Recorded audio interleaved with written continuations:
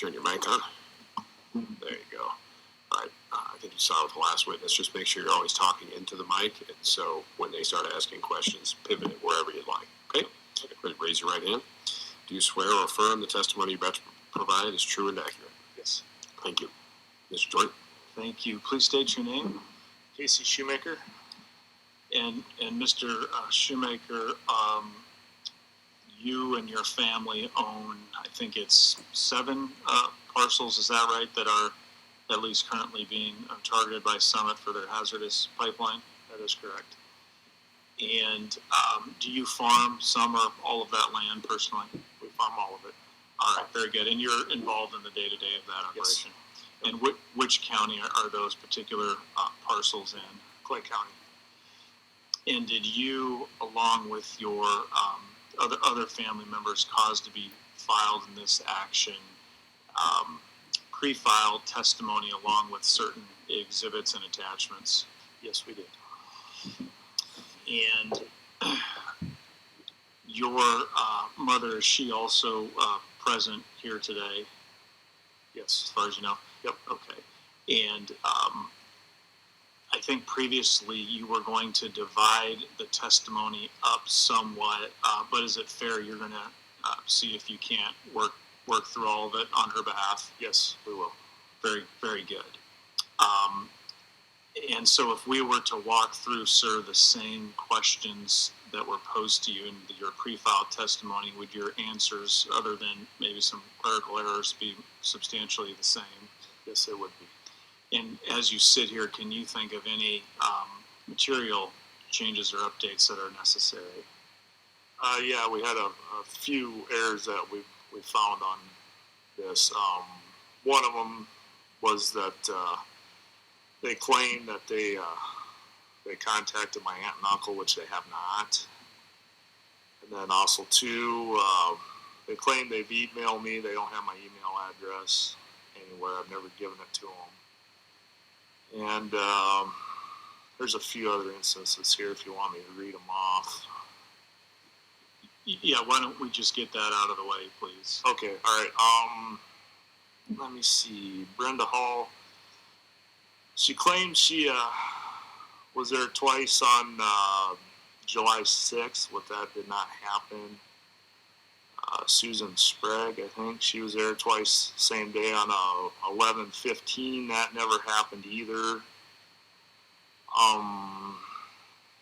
Yeah, it was a Michael Rory that sent the letters to my aunt and uncle, and they did not. They got some errors down to where what we call triple S, that mom is not, or that she is a half owner of that property. She is not. She was only a third owner of it.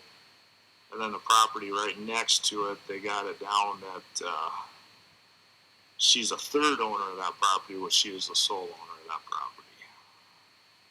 Okay, so with those corrections, anything else as you sit here at this time of kind of the material or important changes you want the board to know about? Not that I can think of right at this moment. And so along with your pre-filed testimony, there were several attachments, and then also later you filed some more maps as part of a hearing exhibit that you'd like to be offered. Is that correct? Yes, yes. I would offer exhibits, landowner exhibits 43 through 67, as well as 299.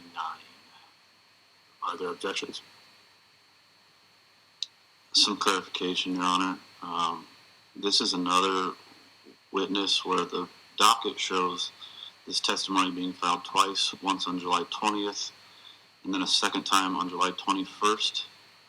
Both entries indicate that there are 45 attachments. If I could get a clarification as to which one we're moving the admission of. Yeah, so again, like the last one, I think there were 2 filings. One had the testimony plus a single or attachments 1 through 21, and then a second was attachments 22 through 45. So as long as they're all in, I don't know if we need to move for both of those or not, frankly, without checking. but my intent is to offer his pre-filed testimony along with attachments 1 through 45 plus hearing exhibit 299. And I guess I would say worst case, they're duplicative. At best case, they're complete.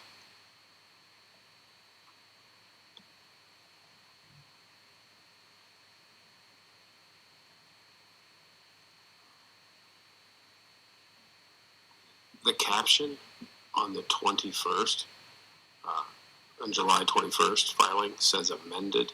Is that the one you're looking for? Or revised? It says amended. Amended. And could I just get a clarification if that in fact did contain all 45 attachments? If you scroll to the bottom of that, it should be like 386 pages, I think, or so. 387 pages. That's even one better. Okay. Then yes, if there's an amended or revised, but that would be the one I would like, please.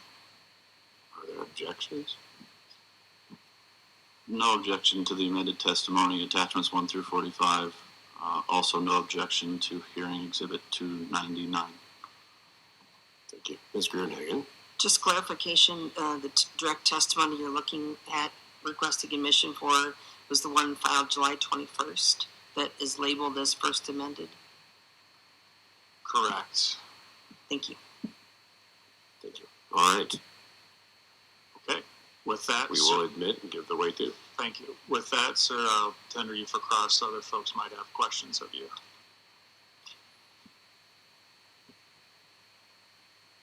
Oh, we No, don't thank have you. that? No, thank you. Okay. Ms. Ryan? I would like to see the hearing exhibit that was introduced, so we can see what the additional information was that.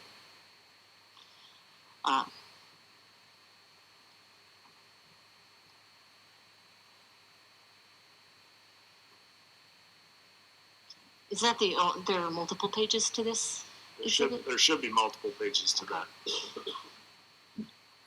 Can you It explain? says 9, Ms. Ryan. Sorry. Thank you. It's okay. I can't see it from here. It's very small up there.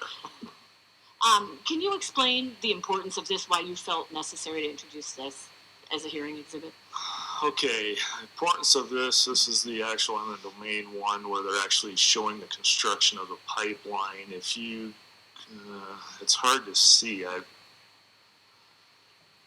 Yeah, that's fine. If you go to the, let me see, that is what I call triple S there. If you go to the right side, which would be the east side of that, that's where they're actually going to bore from the state ground into this.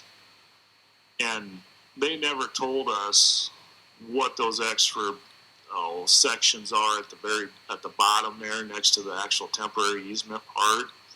But in figuring out and checking with other people and actually physically asking them, that's actually due to the boring of the pipeline. If we go to the left, which would be to the west, I think it's 2 slides. Okay, that starts on this one. You see at the bottom left, which is the west side of this easement, there's another temporary easement that comes off of there. If you keep on going, it keeps on continuing. There's one more section. Keep on going west. That extra easement, after asking them, they didn't come out and tell us. We actually had to ask them. That is where they're going to stage the pipe for when they get done boring underneath the state ground, and then they're going to pull that pipe in. Well, if you go... Sorry, I just wanted to clarify just to make sure to understand how these fit together. Basically, if I were to cut and paste, this one would go on the left, the next page would go in the middle, and that other one would go on the right, and they'd form up one big picture? Yeah, and it might be easier if we have to go to the topical map where it shows the pipeline, the whole field. The KMZ file? KMZ, there you go. Then I could use a pointer and kind of help you out too.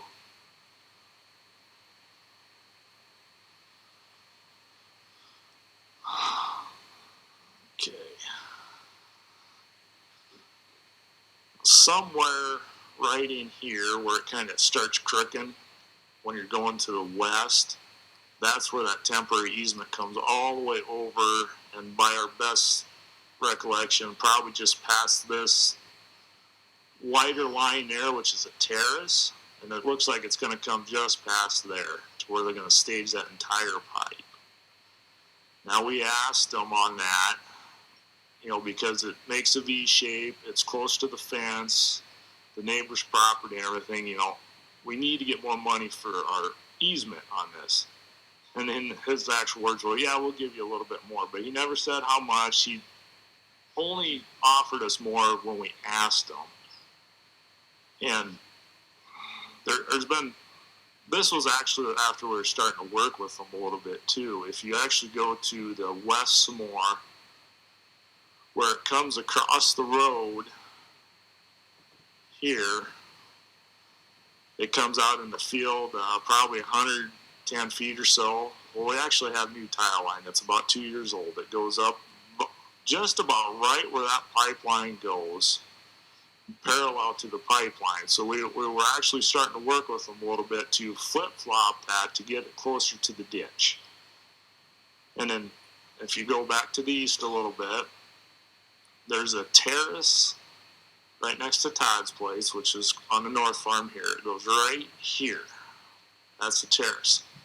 Well, as you can see, that is pretty much dead center in the center of that terrace. Well, there's an intake there. Well, we didn't want them to go through the center of the terrace because anytime you take a terrace out, it takes several years to get back full strength of the terrace. And there has been years where I have seen water to the top of them terraces on heavy rain events. We don't want it washed out. And then we asked them to move it farther to the north, just kind of get to the edge of that waterway and go around Todd's place. Well, they went to the next extreme when we did that, and they run it along the road, and then they did a 90-degree right at Todd's place. Oh, there it is. Another 90-degree there, and then headed farther east. And just for clarity of the record, Todd's place is that acreage that's carved out of the... This right here. Okay. Yep. Well, we said that wasn't what we wanted. So then they come back again with us to they still had it along the road, but then they about right in through here, the middle of that section, they actually kind of missed the waterway and then come out about the same way as they did. That was on I think a Friday. They come back with us on that. And then he come back and said, you need to make a decision on this if we're going to keep it this way. Otherwise, we're going to go back to the way it was. Back to this drawing here.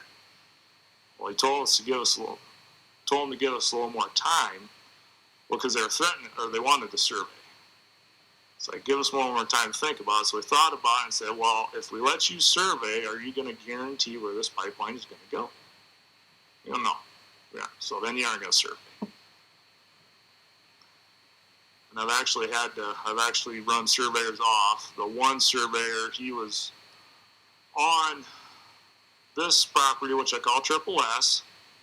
He was about right in through here, and the gal that was with him was sitting on the road right up here on that curve.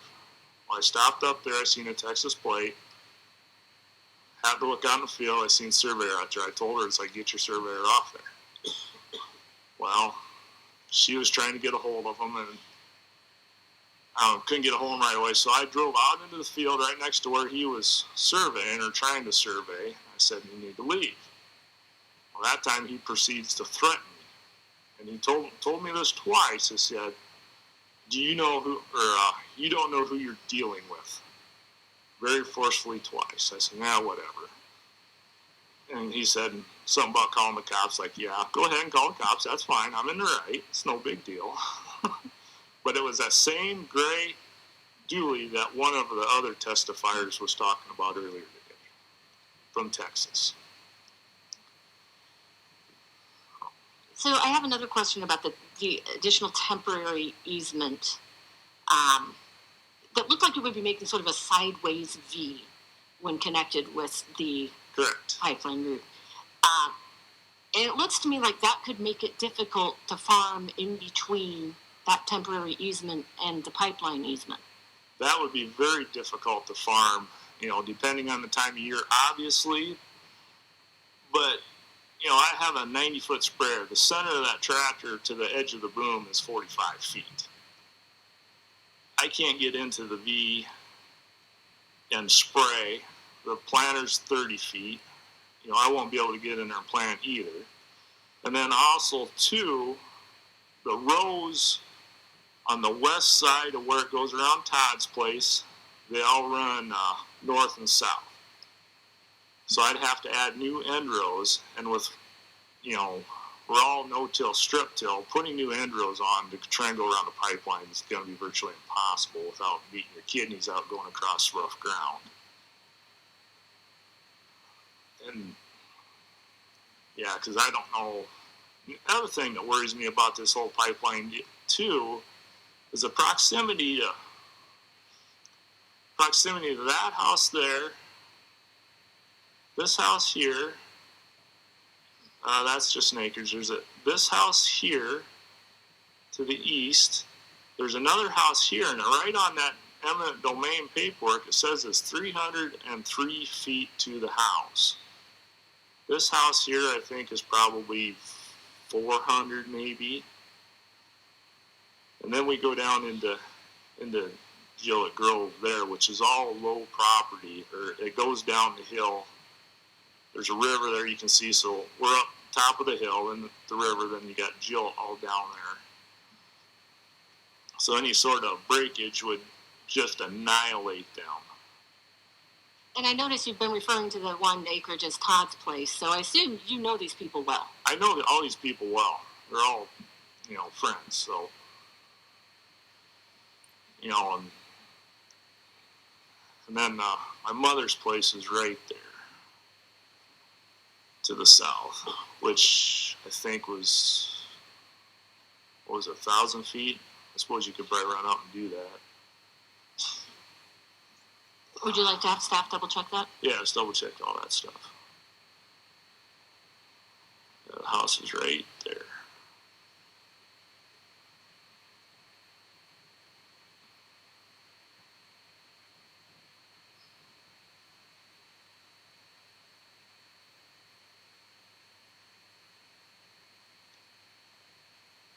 I can't read that from here. Can you see? 1656.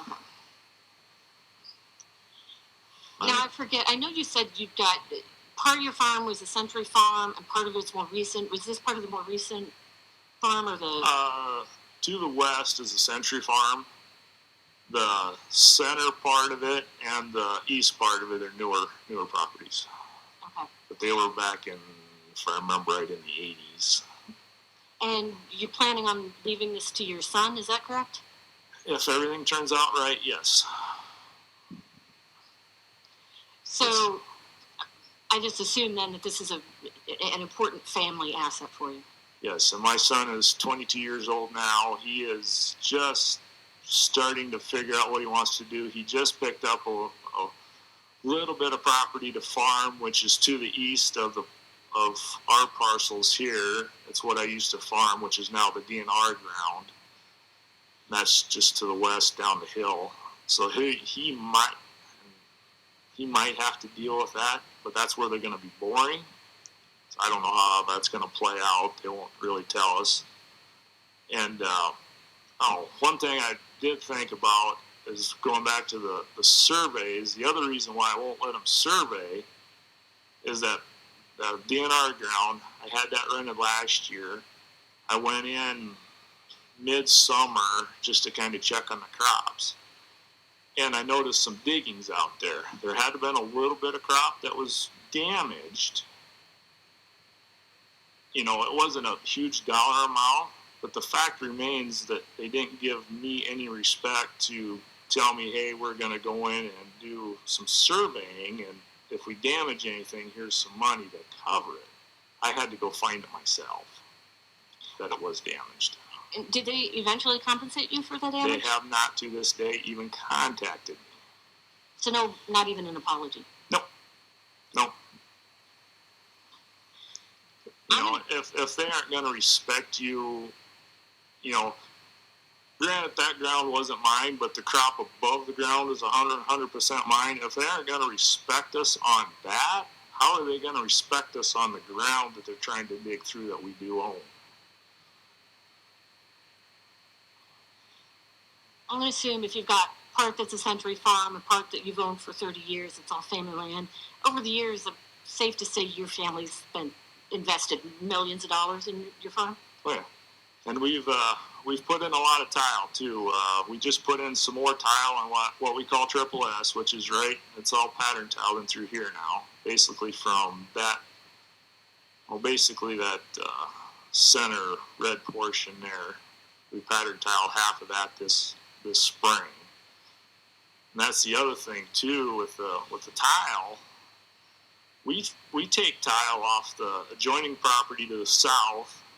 There are two mains that come into our property here. There's another one here just south of Todd Heck's place that come into there. That's the ones I know about. You know, we got a lot of clay tile and concrete tile that we haven't had to replace yet, but is still working.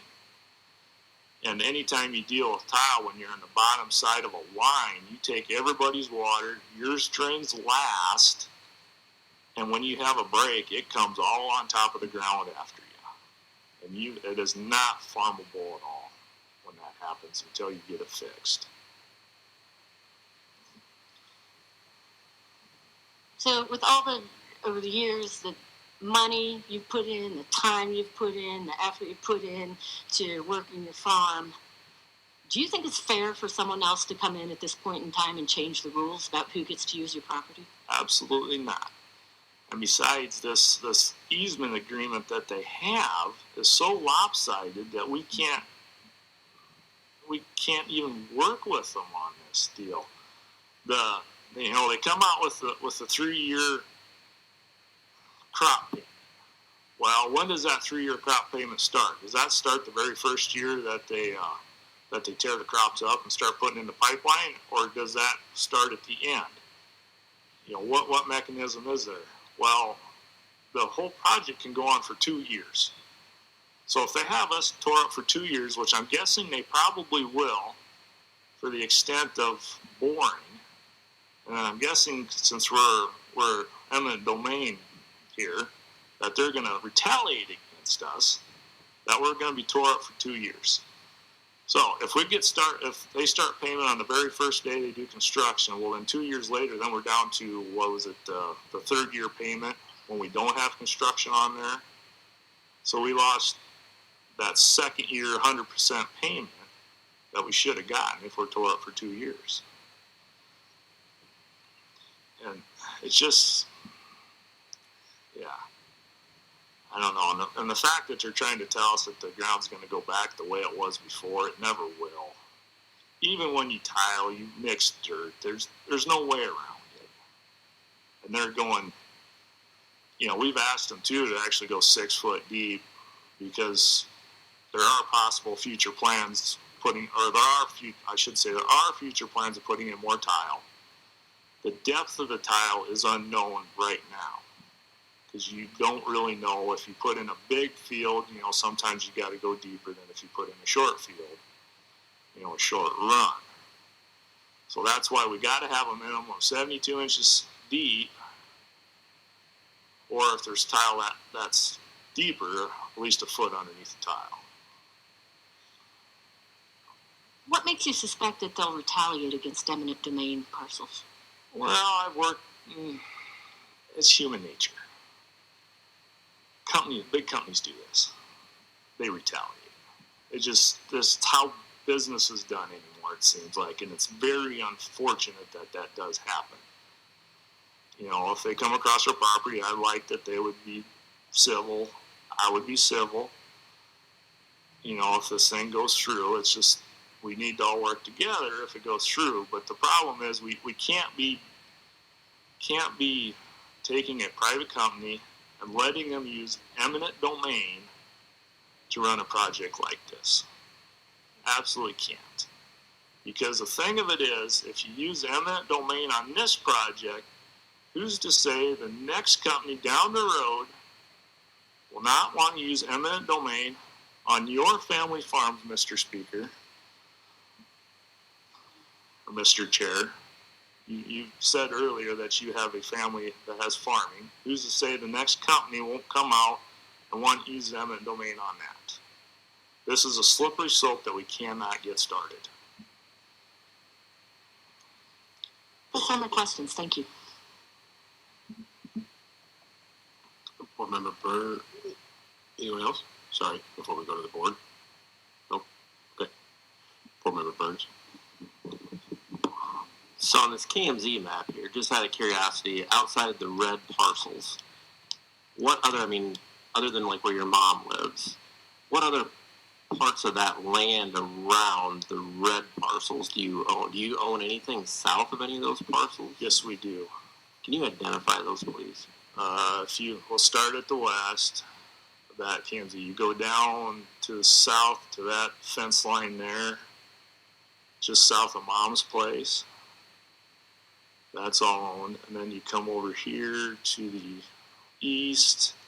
You kind of see a faint line that'll go down to the south, make a little jog over, and keep on running to the east. And then come straight down to the bottom here, which this is incidentally where I live, which is about 3/4 of a mile away. So was there ever a conversation or anything in your mind as thoughts of the pipeline moving more south in general to avoid terraces, were those conversations ever had or not? The conversations we had were kind of,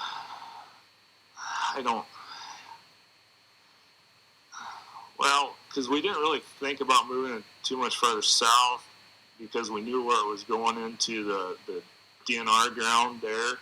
We were just wanting to because see, if we moved it farther south in the current angled location that it is, it's going to hit the second terrace, probably because there's 2 terraces sitting there. So it'll probably hit the other one right square in the center too, and that's what we're trying to avoid, any damage to the intake tile is what we're trying to avoid. And the other biggest thing too was up here on the western property was moving it closer to the fence to get away from that newly put in parallel tile that will parallel that pipeline. And I guess in terms of conversations, when was the last time you had like a face-to-face conversation, a phone call? When's the last physical communications with Summit? It was, trying to remember, it was earlier this summer when we were talking to them about moving that, and then they were trying to force their survey on us. It would have been probably in that May-ish time frame. If I don't write things down and have it in front of me, I'm horrible with dates and names. Do you own any other property that has a pipeline on it right now or not? The only thing we have for a pipeline would be a rural water line. Okay. And that would be on the east side of the road from Mom's place. It goes up to the northern corner. And I guess nobody here asked that question. We've been asking that of landowners, and I don't know why this one got missed, but are there any other easements on this property that we're talking about? No, there are not. Okay. And then I found one of your comments interesting. You're the first person out of all of this that has talked about disturbing soil when you tile. So is there a chance that when you do put field tile in, you could potentially see some sort of a yield drop or change because of installation of field tile? Generally, no, you do not. What sometimes you will see is right where they enter or exit, you'll see a little bit of mixing of dirt. But the area is so small that it doesn't affect your yield. And the other thing too with this pipeline, the payment on all that is only for 3 years. Well, the trouble is your APH can be affected if you aren't getting the same amount of yield across the whole field to bring your APH down. So then your insurance goes up, your guarantee goes down, and then in the long term, your guarantee is less in case you have a catastrophe. So just for the record, can you define what APH is? It's I don't know if I know the acronym, but it's basically the 5-year average of your yields for that particular property is what it is. Okay, thanks for clarifying that. I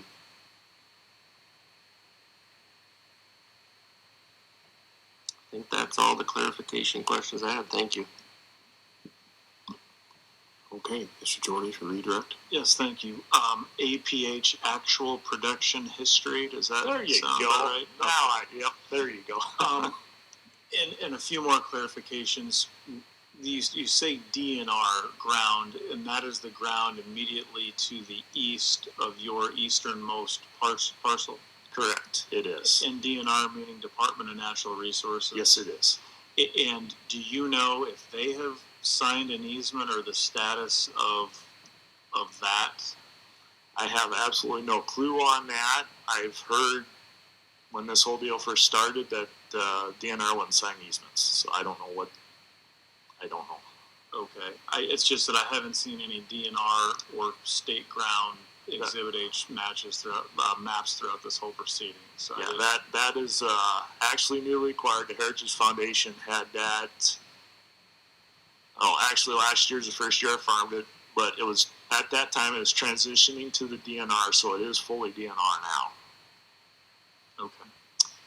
And then you were indicating pattern tile lines, but to be specific, that is found in the, if we look at the very easternmost parcel and we go to the parcel immediately west of that, so basically the second from the east and the center, that's where you were indicating your pattern tile is. That is the most recent pattern tile that we have. We have pattern tile on everything, but that is the most recent. Okay. The second most recent is in the western, right next to the road, or actually, let me rephrase that, into that western 3 sections, I guess is what it is. We have put some recent, that was probably about 2 years ago. There are some older clay and concrete tile in this parcel here. I know there are 3 strings of clay that go up along the end rows there. And then there's just sporadic clay and I guess there's plastic too, but sporadic clay and concrete and plastic all over the rest of it. Okay, very good. So there's tile of some vintage throughout all of the parcels we're looking at. Yes, there is. And then can we zoom in on Todd's place again, please? And I don't know if you gave us an estimate, but could we please get a distance from Todd's house, please, to the route immediately nearby? And also too, that green, that's a pond there. And the other thing I didn't mention earlier, if we do get a small leak in that pipe, I'm afraid that it's going to get into the tile line, path of least resistance, mix with the water, kill all the fish. There's actually two ponds that our tiles feed. Very good. And in terms of the distance to Todd's place, does it look like about 718 feet or so? Yep. To the proposed route? That's about what Todd and I were figuring too. And then if we can go further east, I'd like to take a look at those homes that are just off the map to the northeast there. If we could zoom in by the river, there you go. That should be 303, give or take. All right, let's just double check it if you don't. And who lives there? Whose place is that? Karen Peters. 333 sound about right? Pretty close. Okay. I know I think it's a little different footage on the actual eminent domain packet. Okay. Paperwork, and to be fair, there's some trees, so not exactly clear where the house starts. But give or take, it's way too close no matter how you look at it. And does she own the ground to where the pipeline would cross by the river, all that treed in, is that all one parcel, do you know? That is all DNR parcel. Okay, so her home is not part of where the pipeline, she doesn't have any proposed pipeline on her ground? No, I think the line for the DNR is right in through here, where it starts. I don't know her exact boundaries. And you're indicating the northeastern kind of boundary of your property just south of Karen's home? Yes. All right. Okay. And you said you're farming that DNR ground. You're a tenant of the Department of Natural Resources, or My son is this year. Last year, I was a tenant of it. is that a long-term lease, or how does that work? It's a different setup. According to Iowa law, you're supposed to be terminated by September 1st. He has not, so I don't know if he's farming it next year, because I had another conversation with the DNR liaison officer, the guy that takes care of the ground. I don't know his exact title, but he says that they're going to a year-to-year lease, which I don't know if that started this year or following years. I don't know yet. You were asked some questions about interactions with Summit, and I think we covered that one survey attempt instance, but it wasn't clear to me. Did you actually propose to them in person or on the phone any type of reroutes, or did you have interactions specifically on a difference of what the route might be? In terms of the reroute, that's what I was talking about when we're trying to take it off the terrace a little bit and get it closer to the gravel road. And then that's when they come back to me and got it too close to Todd's house. And then we told them that's not what we wanted. We just wanted it off the edge of the terrace and closer to the road. And then they come back with the second try, and that looked a little more feasible. But then that's when they went and tried to push us into doing the survey. And that's when we denied them on that. And then they must have just took it back to original.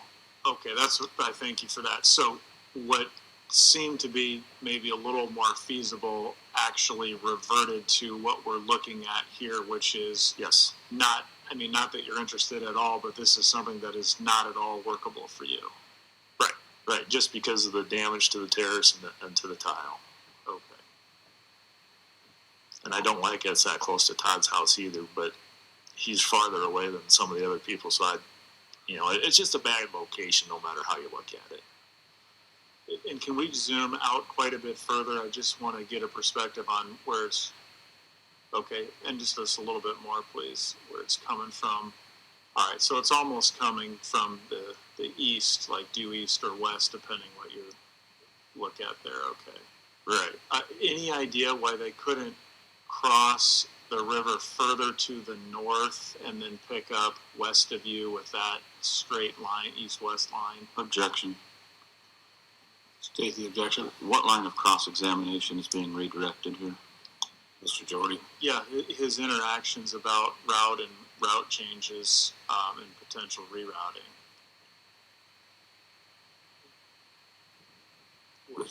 That's what we were just talking about. That's what you were talking about. Was that covered? I thought it was. I thought he was talking about the routes and the conversations that he had. I thought that was covered with Miss Ryan.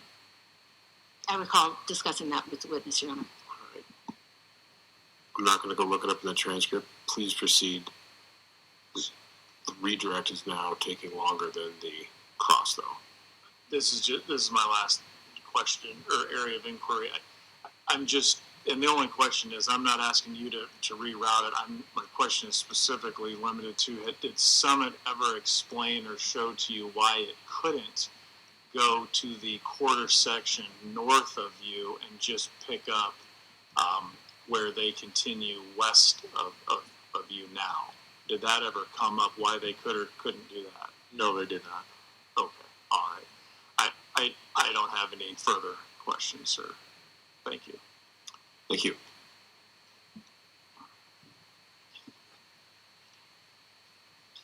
It is 7:45, Mr. Jorde. I know you wanted to get 3. We're happy to accommodate if Darcy will let us do one more. I think this will be maybe the quickest one.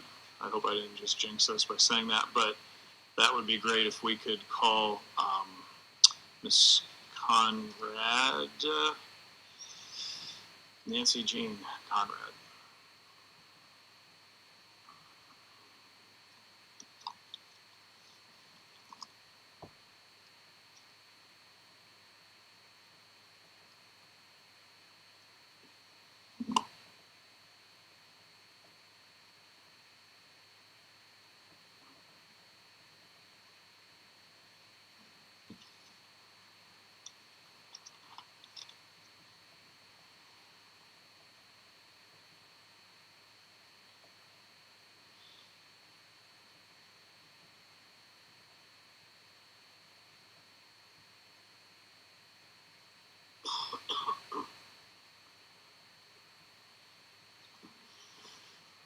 Okay.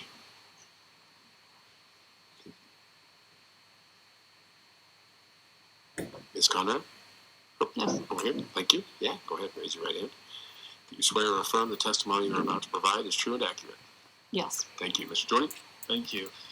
Ma'am, did